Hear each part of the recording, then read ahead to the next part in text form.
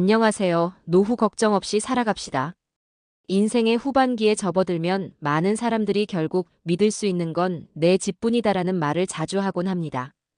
평생 일해도 내 이름이 적힌 등기 한 장을 갖지 못하는 경우도 있지만 어떤 사람들은 자연스럽게 더 넓은 집으로 이사하며 재산을 늘려가기도 합니다. 한국 사회에서 집은 단순한 주거지를 넘어 삶의 안정과 성공을 상징하며 노후를 준비하는 데 있어 중요한 자산으로 여겨집니다. 하지만 저출산과 고령화가 가속화되는 오늘날, 과거처럼 부동산이 항상 안정적인 투자처로 남을지는 불확실합니다. 이제는 각자 상황에 맞는 현실적인 선택이 중요해졌습니다. 그렇다면 나이가 들어갈수록 우리는 어떤 곳에서 살아야 행복할까요? 최근 중장년층을 대상으로 한 조사에서 절반은 현재 거주 중인 집에 계속 살기를 원했으며 나머지 절반은 다른 곳으로 이주를 고려하고 있다고 답했습니다. 일부는 자연과 함께하는 전원 생활을, 또 일부는 도시의 편리함과 문화적 혜택을 누릴 수 있는 환경을 꿈꾸고 있습니다. 대개 중년에서 노년으로 접어들 무렵에는 삶의 변화를 맞아 한 번쯤 이사를 하게 되는 경우가 많습니다. 이 시점에서 새로운 집을 선택할 때는 단순히 가격이나 크기만을 기준으로 삼기보다 편안하고 건강한 노후를 보낼 수 있는 다양한 요소를 고려하는 것이 중요합니다. 그렇다면 노후의 집을 선택할 때 가장 중요한 요소는 무엇일까요? 첫 번째로 적절한 평수입니다. 자녀들이 독립한 이후에는 보통 부부나 혼자 생활하게 되는데 이때 지나치게 작은 공간은 피하는 것이 좋습니다. 특히 10평 미만의 좁은 집은 생활의 질을 떨어뜨릴 수 있습니다. 최소한의 공간은 개인 물건을 보관하고 마음의 안정을 유지하는 데 꼭 필요합니다. 복지적 측면에서 볼 때 1820평대의 소형 평수가 노후 생활에 가장 이상적입니다. 자녀나 손주들이 방문할 때를 대비해 큰 집이 필요하다고 생각하시는 분들도 계시지만 요즘은 명절이나 가족 모임 때도 대부분 식사만 하고 돌아가는 것이 일반적입니다. 시대가 많이 변했다는 점을 인정하고 실제 생활에 부담되지 않는 적정 규모를 선택하는 것이 현명합니다. 두 번째로 중요한 것은 복지관과의 거리입니다. 노년기에 가장 많은 시간을 보내게 되는 곳이 바로 복지관인데요. 이곳에서는 교육과 돌봄은 물론 식사까지 해결할 수 있습니다. 영양가 있는 식사를 저렴한 가격에 제공받을 수 있고 다양한 교육 프로그램과 자원봉사 활동에도 참여할 수 있습니다. 라인 댄스, 악기 연주, 외국어, 미술 등 양질의 프로그램들이 준비되어 있어 활기찬 노후 생활을 가능하게 합니다. 특히 복지관에서는 노인 일자리도 연계해주고 있어 은퇴 후에도 적절한 사회 활동을 이어갈 수 있습니다. 전문 강사진의 지도와 국가의 지속적인 지원으로 수준 높은 서비스를 받을 수 있다는 것도 큰 장점입니다. 경제적 여유가 충분하지 않더라도 복지관을 통해 다양한 활동과 배움을 이어갈 수 있습니다. 세 번째로 고려할 점은 의료시설과의 접근성입니다. 나이가 들수록 건강관리가 중요해지는데 병원까지 30분 이내에 갈 수 있는 곳에 거주하는 것이 좋습니다. 이는 응급 상황이 아닌 일상적인 진료를 위한 최적의 거리로 알려져 있습니다. 실제로 많은 노년층이 주거지 선택 시 의료시설과의 거리를 최우선으로 고려한다고 합니다. 특히 70대 이후에는 정기적인 의료기관 방문이 필수적입니다.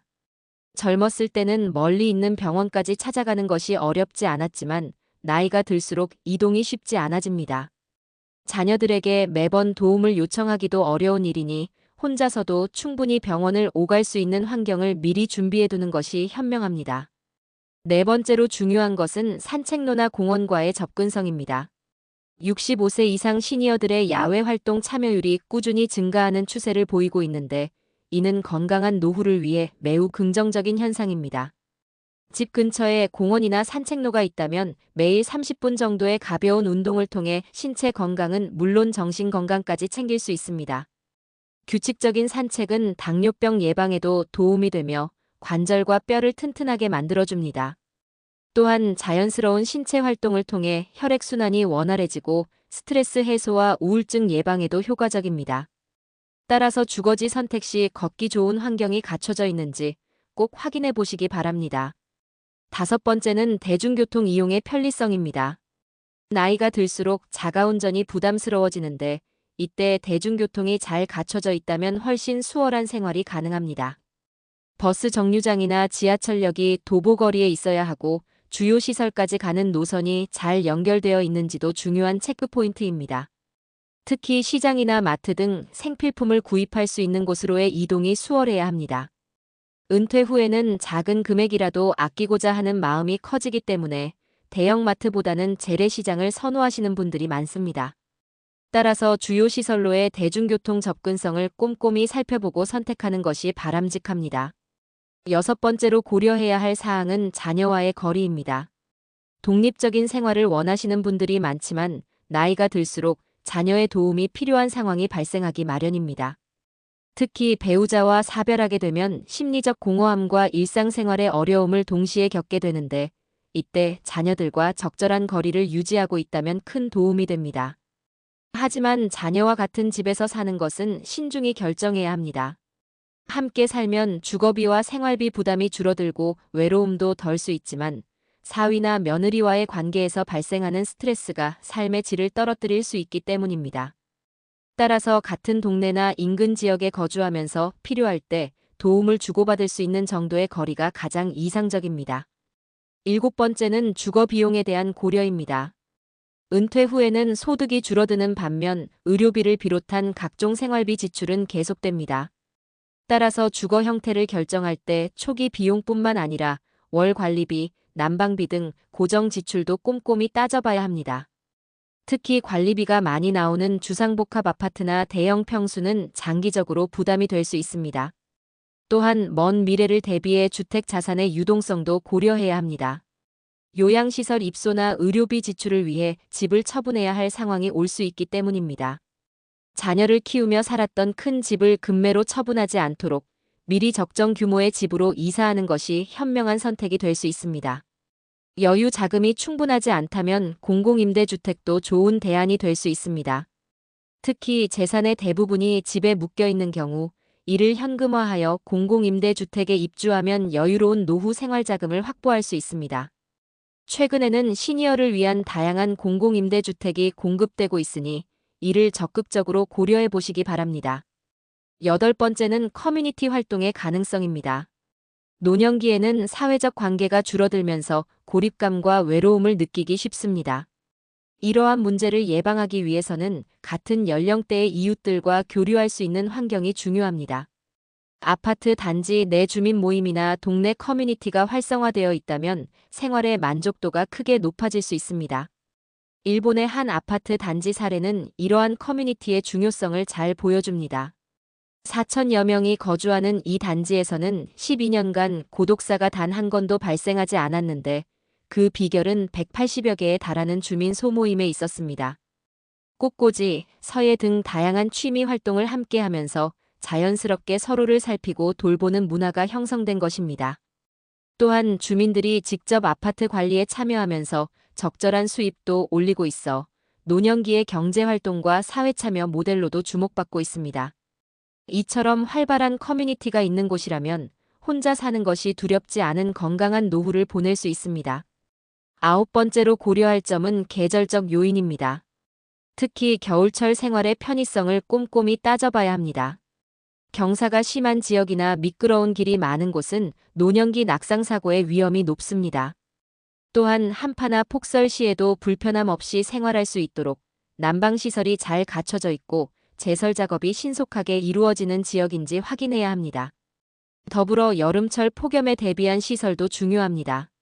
에어컨 설치가 가능한지, 그늘진 산책로가 있는지, 무더위 쉼터로 활용할 수 있는 공간이 있는지 등을 미리 살펴보는 것이 좋습니다.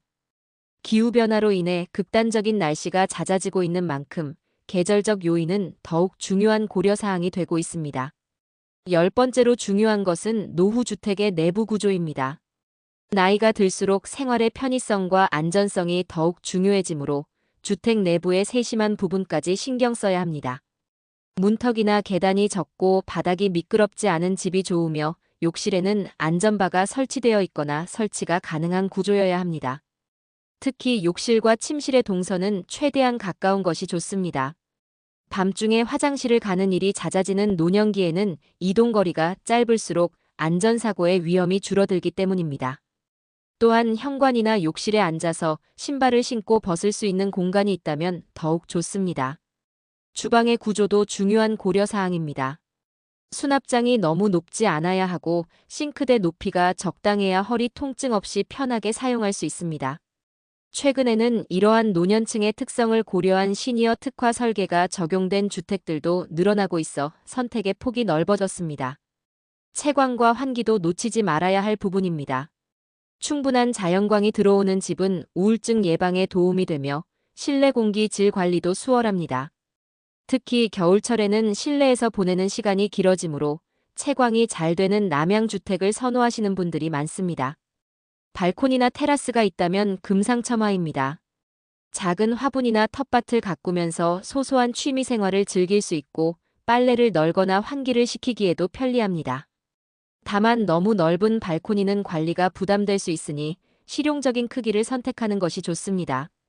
11번째는 생활 편의시설의 구비 여부입니다.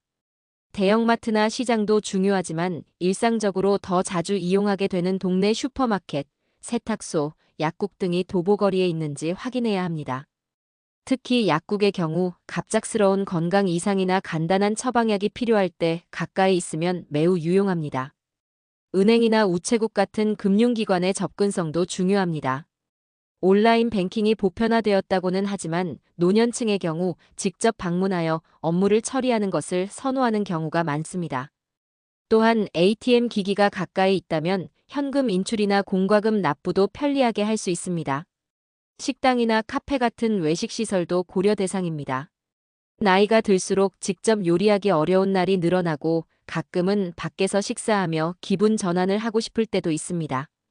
혼자서도 부담 없이 들릴 수 있는 동네 식당이 가까이 있다면 큰 도움이 됩니다. 이발소나 미용실도 걸어서 갈 수 있는 거리에 있으면 좋습니다. 외모 관리는 단순히 겉모습뿐만 아니라 자존감 유지에도 중요한 영향을 미치기 때문입니다. 또한 이런 곳들은 자연스러운 동네 사교의 장이 되어 이웃들과의 교류를 도와주는 역할도 합니다. 무엇보다 이러한 편의시설들이 평지에 위치해 있어야 합니다. 경사진 길을 오르내리며 이용해야 하는 시설은 시간이 지날수록 부담이 되기 때문입니다. 또한 겨울철 낙상 사고의 위험도 고려하면 평탄한 지형에 위치한 편의시설을 선택하는 것이 현명합니다. 12번째는 주거지의 보안 상태입니다. 나이가 들수록 안전에 대한 불안감이 커지기 마련이므로 주거지의 보안시설과 시스템을 꼼꼼히 확인해야 합니다. 특히 혼자 사는 경우라면 더욱 중요한 문제입니다. 현관문의 이중 잠금 장치, CCTV 설치 여부, 경비실 운영 시간 등을 체크해야 합니다. 아파트의 경우 단지 내 순찰이 얼마나 자주 이루어지는지, 지하 주차장의 조명은 충분한지, 엘리베이터에서 집까지 가는 길이 밝고 안전한지 등을 살펴봐야 합니다. 단독주택이나 다세대 주택이라면 방범창과 현관 보안 등 설치가 가능한지, 골목길이 밝은지, 인적이 끊기지 않는지 등을 확인해야 합니다. 또한 지역의 전반적인 치안 상태도 알아보는 것이 좋습니다. 관할 경찰서나 파출소가 가까이 있는지, 주변에 유흥가나 우범지대는 없는지 등을 체크해 보세요. 최근에는 스마트 보안 시스템을 갖춘 주택들도 많아져서 스마트폰으로 집 안의 상황을 확인하거나 원격으로 제어할 수 있는 기능들이 있습니다. 특히 중요한 것은 이웃들과의 관계입니다. 서로 얼굴을 알고 인사를 나누는 사이가 되면 자연스러운 보안망이 형성됩니다. 오랫동안 보이지 않는 이웃이 있다면 서로 살펴주고 수상한 사람이 있을 때는 즉시 알려주는 등의 커뮤니티 케어가 이루어질 수 있습니다. 소방시설도 빼놓을 수 없는 체크포인트입니다. 화재 발생 시 대피가 용이한 구조인지 소화기나 화재 감지기가 제대로 설치되어 있는지 확인해야 합니다. 특히 고층 건물의 경우 비상구나 대피로가 명확하게 표시되어 있고 항상 접근 가능한 상태로 유지되어야 합니다. 13번째는 에너지 효율성과 관리의 용이성입니다. 은퇴 후에는 고정 수입이 줄어드는 반면 집에서 보내는 시간은 늘어나기 때문에 관리비와 광열비가 가계에 큰 부담이 될 수 있습니다. 따라서 단열이 잘 되어 있고 에너지 효율이 높은 주택을 선택하는 것이 중요합니다. 냉난방 시스템의 경우 개별 난방이 중앙난방보다 비용 조절이 용이합니다. 또한 보일러나 에어컨의 연식과 상태도 꼭 확인해야 할 사항입니다. 오래된 기기는 에너지 효율이 떨어질 뿐만 아니라 고장이 잦아 수리 비용이 자주 발생할 수 있기 때문입니다. 창문의 상태도 중요한 체크포인트입니다. 이중창이나 삼중창이 설치되어 있다면 단열에 큰 도움이 됩니다. 또한 창문의 크기와 방향도 고려해야 합니다. 남향의 적당한 크기 창문은 겨울철 난방비를 절약하는 데 도움이 되지만 너무 큰 창문은 여름철 냉방비 부담을 가중시킬 수 있습니다. 수도와 전기 설비의 상태도 꼼꼼히 살펴봐야 합니다. 오래된 수도관은 누수나 동파의 위험이 있고 노후화된 전기 설비는 화재의 위험이 있을 수 있습니다. 특히 전기 용량이 충분한지 확인해야 하는데 이는 향후 추가적인 전기기기 설치나 사용에 제약이 될 수 있기 때문입니다.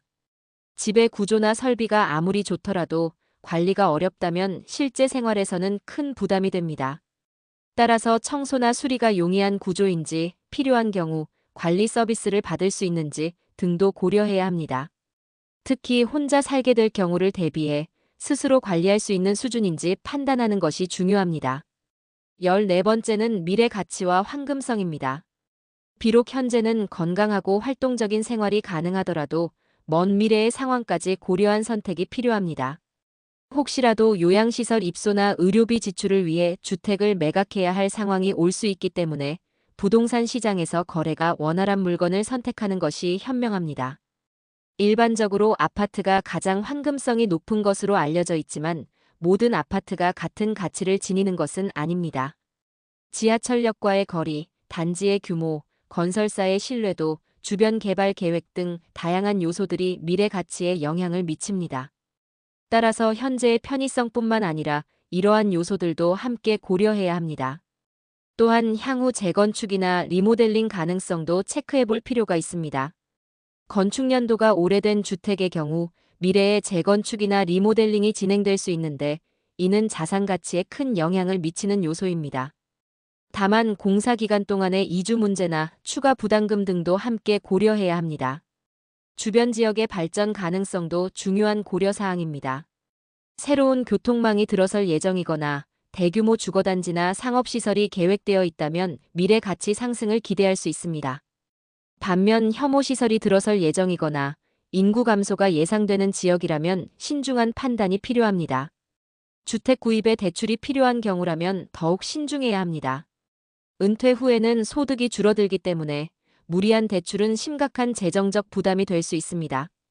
가능하다면 여유자금으로 구입하거나 불가피하게 대출을 받더라도 은퇴 전에 상환을 완료할 수 있는 수준으로 계획하는 것이 바람직합니다. 15번째는 주택 유형별 특성과 장단점입니다. 아파트는 편의성과 보안성이 뛰어나고 관리가 용이하다는 장점이 있지만 관리비 부담이 크고 이웃과의 소음 문제가 발생할 수 있습니다. 반면 단독주택은 사생활 보호가 잘 되고 자유로운 공간 활용이 가능하지만 관리에 손이 많이 가고 보안에 취약할 수 있습니다. 다세대 주택이나 연립주택은 아파트와 단독주택의 중간적 성격을 띠는데 비교적 저렴한 가격에 내 집 마련이 가능하다는 장점이 있습니다. 하지만 주차 문제나 층간 소음 등의 불편함이 있을 수 있고 재산 가치 상승을 기대하기는 어려울 수 있습니다. 오피스텔의 경우 편리한 입지와 편의시설이 장점이지만 주거 전용 공간으로 설계되지 않아 수납 공간이 부족하거나 채광이 좋지 않을 수 있습니다. 또한 관리비가 비싸고 층간 소음에 취약한 편입니다. 실버타운이나 요양시설은 노인 전용 설계와 의료 서비스가 장점이지만 초기 비용과 월 관리비가 상당히 높은 편입니다.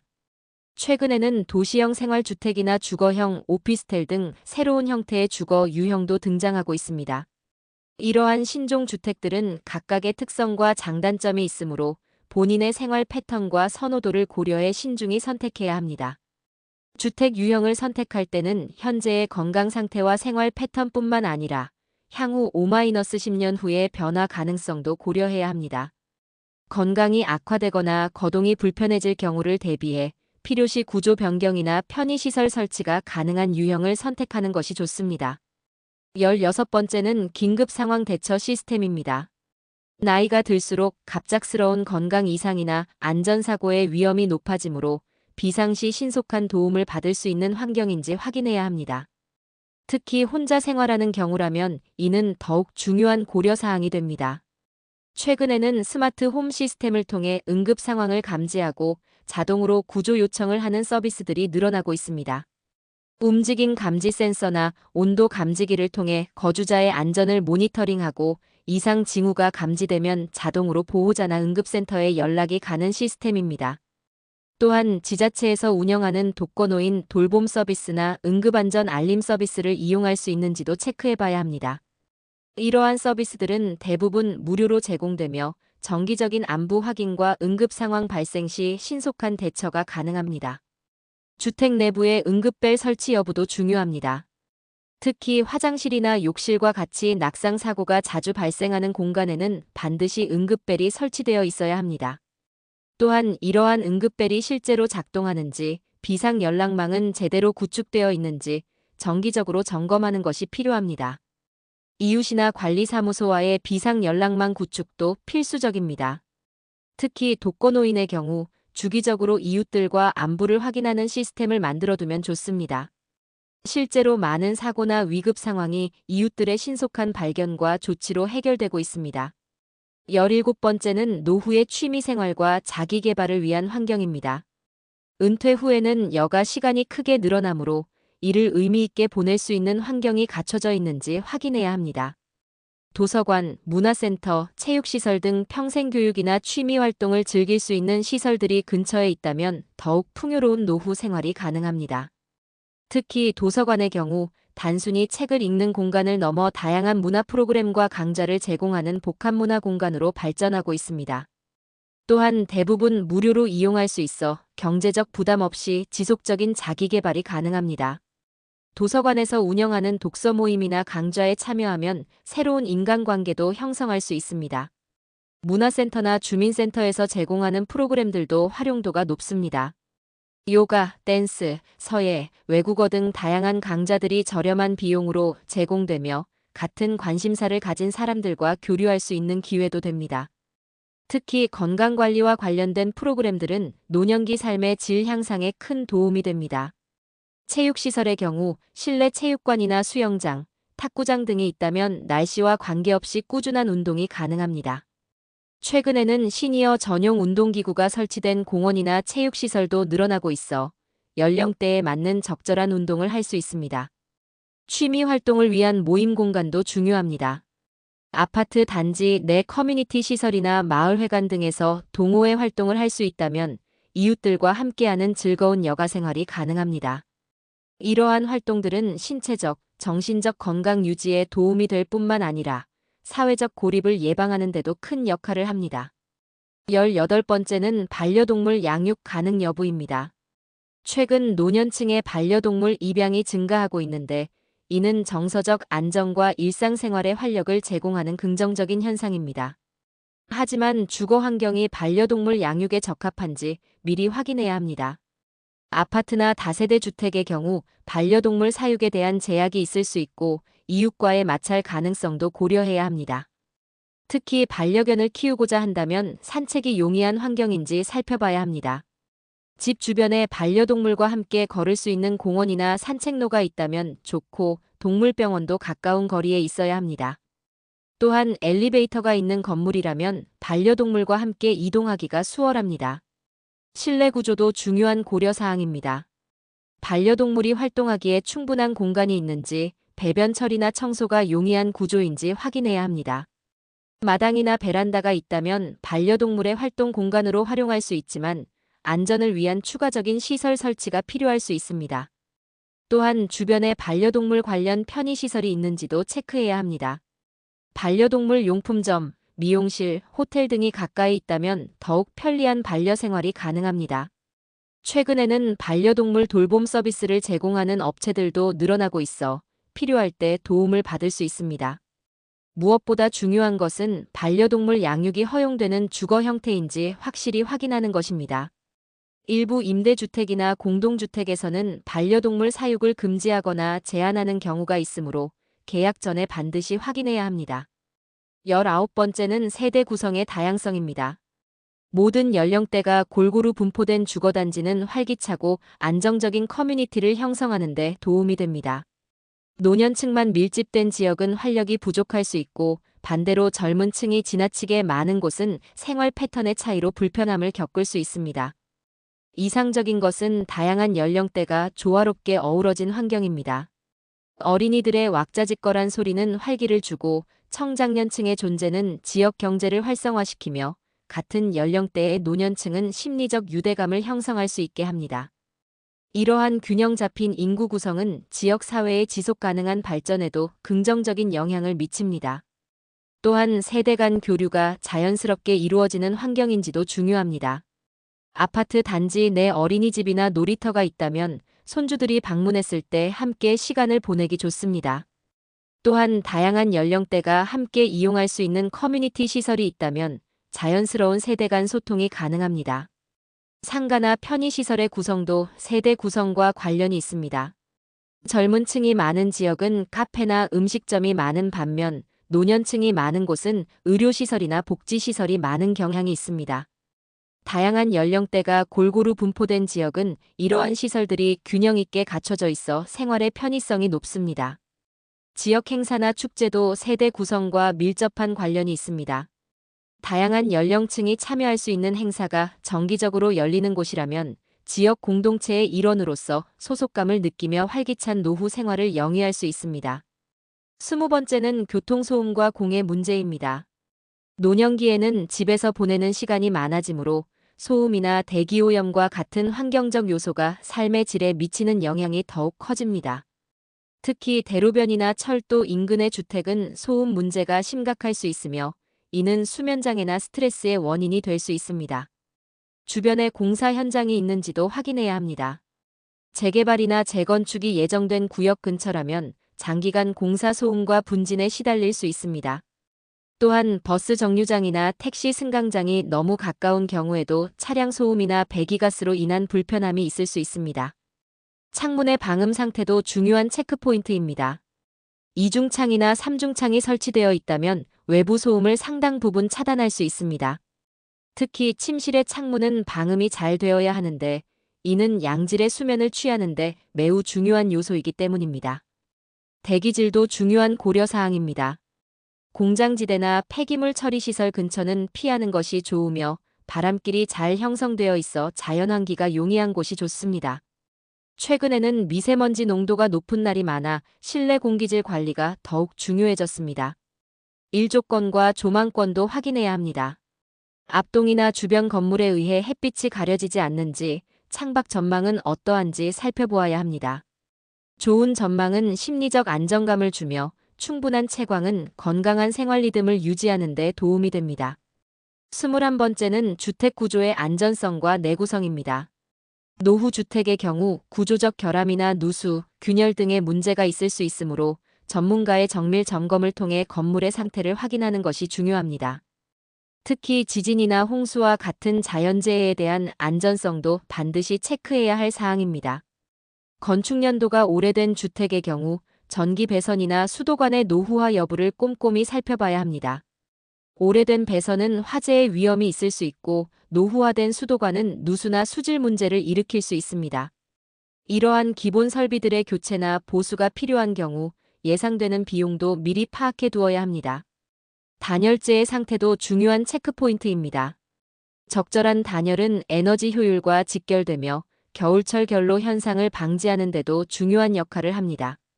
최근에는 제로에너지 하우스나 패시브 하우스와 같이 에너지 효율이 높은 주택들도 늘어나고 있어 이러한 옵션도 고려해 볼 만합니다. 건물의 기초와 집안 상태도 확인이 필요합니다. 특히 산비탈이나 매립지에 지어진 주택의 경우 집안 침하나 산사태의 위험이 있을 수 있습니다. 또한 지하 수위가 높은 지역의 경우 습기나 누수 문제가 발생할 수 있으므로 이러한 지리적 특성도 고려해야 합니다. 마지막으로 향후 리모델링이나 구조 변경의 가능성도 염두에 두어야 합니다. 나이가 들수록 생활 패턴이 변화하고 새로운 편의시설이 필요할 수 있으므로 이러한 변화에 대응할 수 있는 구조적 유연성을 갖춘 주택을 선택하는 것이 좋습니다. 22번째는 계절별 생활 편의성입니다. 우리나라는 사계절이 뚜렷하고 각 계절마다 특유의 기후 특성이 있으므로 이에 대한 대비가 필요합니다. 특히 여름과 겨울의 극단적인 날씨는 노년층의 건강에 직접적인 영향을 미칠 수 있어 더욱 세심한 주의가 필요합니다. 여름철에는 폭염에 대한 대비가 중요합니다. 남양이라고 해서 무조건 좋은 것은 아닙니다. 오히려 한여름에는 직사광선으로 인해 실내 온도가 크게 상승할 수 있습니다. 따라서 차양 설치가 가능한지, 통풍이 잘 되는지 확인해야 합니다. 또한 에어컨 설치가 용이한 구조인지, 전기 용량은 충분한지도 체크해야 합니다. 겨울철에는 결빙과 낙상 사고에 대한 대비가 필요합니다. 아파트의 경우 제설 작업이 신속하게 이루어지는지, 단독주택이라면 제설에 필요한 도구나 서비스를 이용할 수 있는지 확인해야 합니다. 또한 난방 시스템의 효율성과 비용도 중요한 고려사항입니다. 봄과 가을에는 미세먼지와 황사에 대한 대비가 필요합니다. 환기가 용이한 구조인지, 공기청정 시스템 설치가 가능한지 확인해야 합니다. 또한 알레르기를 유발할 수 있는 식물이나 시설이 주변에 있는지도 체크해 볼 필요가 있습니다. 장마철에는 누수나 침수에 대한 대비가 중요합니다. 저지대나 침수 위험 지역은 피하는 것이 좋으며 배수 시설이 잘 갖춰져 있는지 확인해야 합니다. 또한 습기로 인한 곰팡이 발생 위험이 있는 곳은 없는지, 제습 설비 설치가 필요한지도 고려해야 합니다. 지금까지 노후의 안정적이고 행복한 주거 생활을 위한 다양한 고려사항들을 살펴보았습니다. 이러한 정보들이 여러분의 노후 주거지 선택에 도움이 되었기를 바랍니다. 모든 조건을 완벽하게 갖춘 집을 찾기는 어렵겠지만 자신에게 가장 중요한 요소가 무엇인지 파악하고 우선순위를 정해 선택한다면 만족스러운 결정을 내릴 수 있을 것입니다. 앞으로도 시니어의 행복한 노후 생활을 위한 실용적인 정보들을 계속해서 전달해드리고자 합니다. 이런 유익한 정보들을 계속해서 받아보고 싶으시다면 구독과 좋아요 버튼을 눌러주세요. 또한 알림 설정을 해두시면 새로운 영상이 업로드될 때마다 가장 먼저 시청하실 수 있습니다. 여러분의 관심과 성원 덕분에 이 채널이 성장할 수 있었습니다. 앞으로도 더 나은 콘텐츠로 보답하겠습니다. 댓글로 여러분의 경험과 생각을 공유해 주시면 더욱 풍성한 정보 교류의 장이 될 것 같습니다. 여러분 모두의 건강하고 행복한 노후를 항상 응원하겠습니다. 다음 영상에서 또 만나 뵙겠습니다. 감사합니다.